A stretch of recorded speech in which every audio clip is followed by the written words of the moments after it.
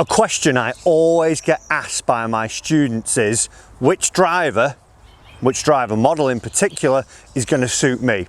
And with companies now bringing out multiple of the same model in a family, it can get confusing. So in today's video, I'm going to use the example of the Mizuno drivers to tell you which driver you should be going for.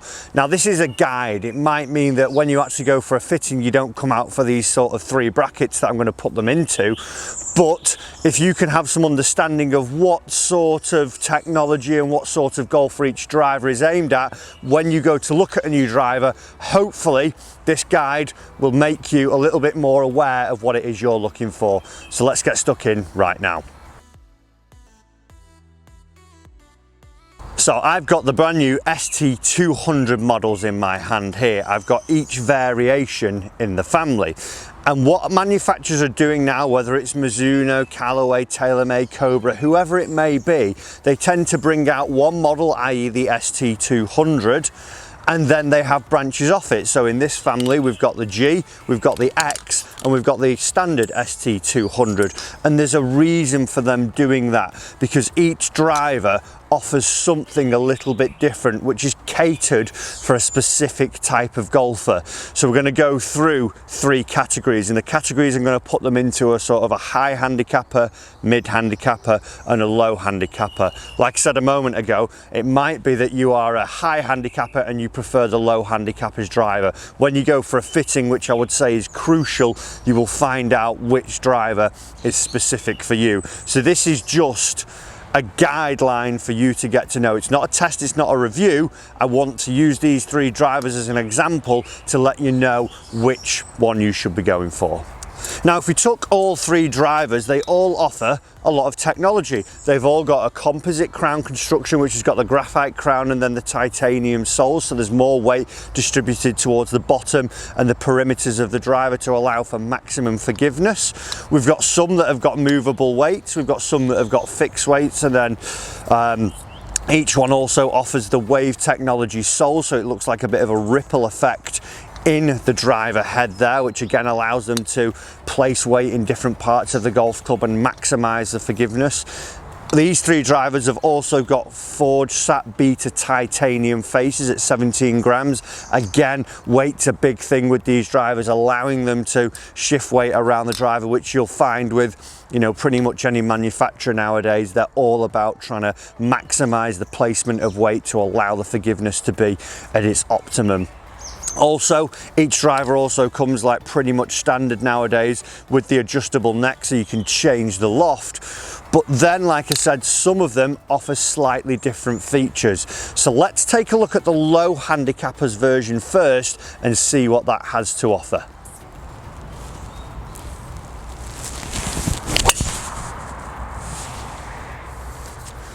Ooh, absolutely smoked that one. So this is my driver of choice. This is the ST 200G, and there's a reason for that. I've tried all 3 drivers out, and this is the one that I've ended up sticking with. And the reason for that, the ST 200G offers different features than the other 2 drivers. So in this one, we've got the movable weight track, so you can now slide the weight up and down. So if you're a player who knows that you're going to go and play somewhere, you want to launch it high, carry it a long way, maybe you're playing Parkland for a week, then you're going to play links where you want to drill the driver a little bit more, get the flight a lot lower, this offers that adjustability there. It's got the adjustability in the neck, but it's got the extra adjustability in being able to move the weight up and down the face.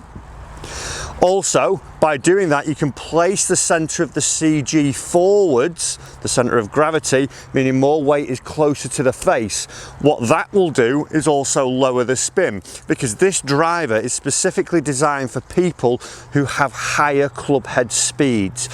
So if we started having a higher club head speed and we had loads of weight at the back, what we might see is that we spin the ball too much, so we'd get a flight that just pops up in the air, balloons, and then doesn't give us our maximum sort of flight. Let's just rip another one off while we're here. I'm actually quite excited to hit this one. Its profile as the head, as you look down on it as well, looks a little bit more compact than the X one, which is the higher handicap one. Little bit hooky, that one. But like I said, this driver is more for the the low handicap and the high club head speed. So it's going to maximize the spin of your drivers. It's also going to maximize the launch of the driver. If you've got that high club head speed and weight all the way back, it balloons and it isn't going to be giving you the optimum flight you want. As well, with that adjustability on the weight tracks as well, you can also move the weights around, whether you're more of a fader of the golf ball, a drawer of the golf ball, so you can really tailor the flight with this driver. So this will be the model that if you are a low handicapper looking for something where you're a high swing speed, you want a lower launching, lower spinning driver, and you want the ability to adjust and tailor down into fine detail, this is the driver that you would want to be going for. If you're someone who struggles to launch it, you struggle to spin it, and you've got a low club head speed, this probably isn't going to give you your optimum drives. So let's take a look at the next club in the range, which is the ST200.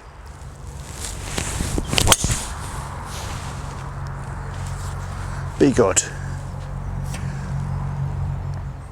Okay, so we get to the middle of the range, the ST200, and this is going to be aimed at sort of your mid-handicapper. The reason for that being, like the G, it's still for someone who has a bit of a higher club head speed. If you're not struggling for club head speed, the ST200 is probably where you're going to be sitting. If you're someone who's topping out your club head speed and you're getting quite a high one, like I said earlier, that G is probably going to be there. Now, unlike the G, it doesn't offer the adjustability on the sole of the driver. So it's still a very similar shape in terms of the profile when you look down on it, but on the bottom we don't have the movable weights. What we have is a fixed weight towards the bottom, towards the back of the driver.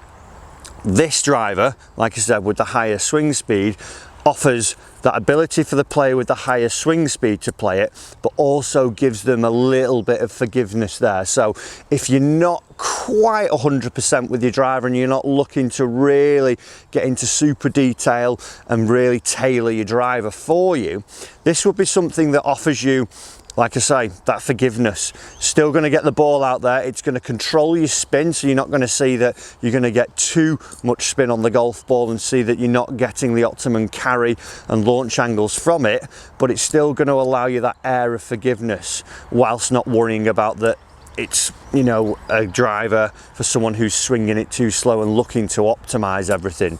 So the ST200 would sit in that mid-handicapper bracket. So if you are someone who is still looking for a little bit of forgiveness, you do swing it a little bit higher club head speed, this is probably going to be the one for you. You've got the adjustability in the neck, so you can change the loft. You just don't have the adjustability in the bottom. And what I find from a lot of my students is they tend to say, well, I'm never going to change it anyway, the bottom stuff. I'll go for my fitting. Once I've bought it, that's it, I'm leaving it. So if you're someone who's sort of a no fuss, you don't like tinkering with your drivers and you like to just get it fit for you, get it in the right setting, the ST200 is going to be the one for you. Let's take a look at the ST200X and see what that has to offer differently than the other two drivers.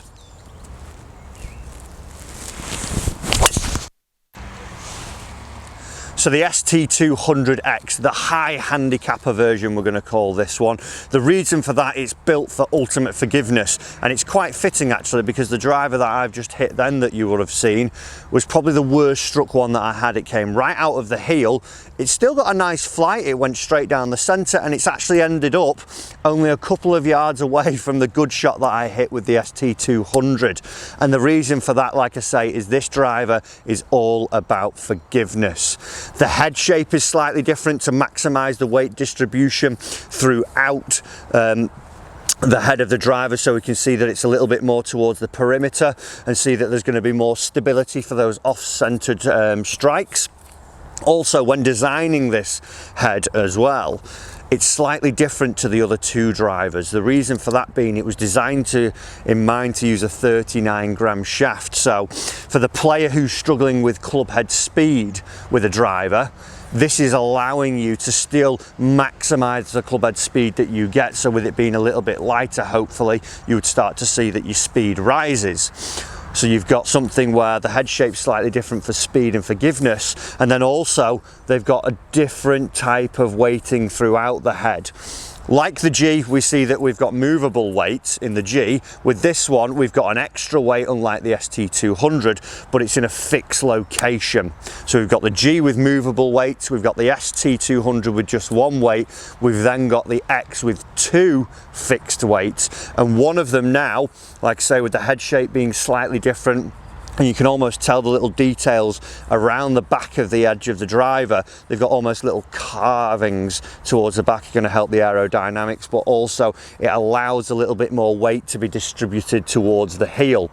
What we would see from most higher handicappers generally when I see them is that they are slicers of the golf ball, so they're struggling to close the face. So we see that a weight more down towards the heel side means that the toe would be lighter, allowing the face to close over a little bit more. It's very much like what you see from like a D-type in the TaylorMade, and you know, other models that offer a draw bias type thing. So we see more weight in the heel to help that face close. So this is the driver that is all about forgiveness. And let me just hit one more off there. If you're looking to maximize speed, if you're looking to maximize launch, if you're looking for maximum distance, the ST200X is all about that. So like I say, just a general guide here, guys, that if we can understand how they're all designed, oh, that is a beauty. That could be a hole-in-one on a par 4, get there. Got to watch this down. Up, no, pitch to the front of the green.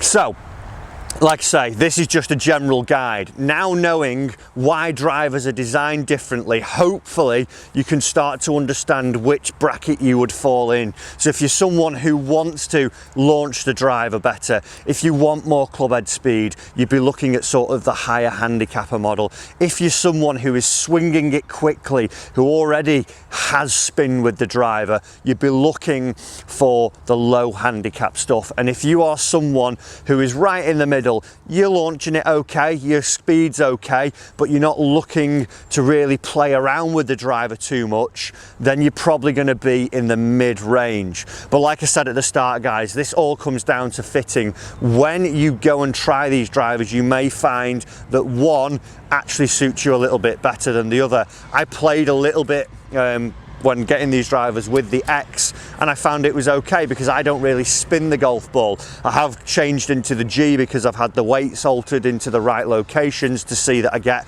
the correct amount of spin. But like I say, I managed to play a few rounds with the X and I really enjoyed it. So go through it again, see which one you would fall in, which bracket would your driver suit. When you go and buy one, use this advice. Like I say, do go get a fitting and check out which one's going to work for you. If you want any more advice as well on the Mizuno drivers, I'll put the link in the description below for their fitting, their tour truck fitting service that they offer in any fitting around the country. Definitely worth giving these a go because I absolutely love them, and you'll probably see one in my What's in the Bag coming very soon. Guys, I hope you've enjoyed this video today. Like I say, just a bit of a guide for you to get an understanding of why there are different drivers out when you see them. Thanks for watching it. As always, hit the subscribe button down below. Don't forget to do that. You're getting free golf lessons and free golf tips every week to help you become a better golfer. So why not do it? Thanks for watching, and I'll see you in the next video.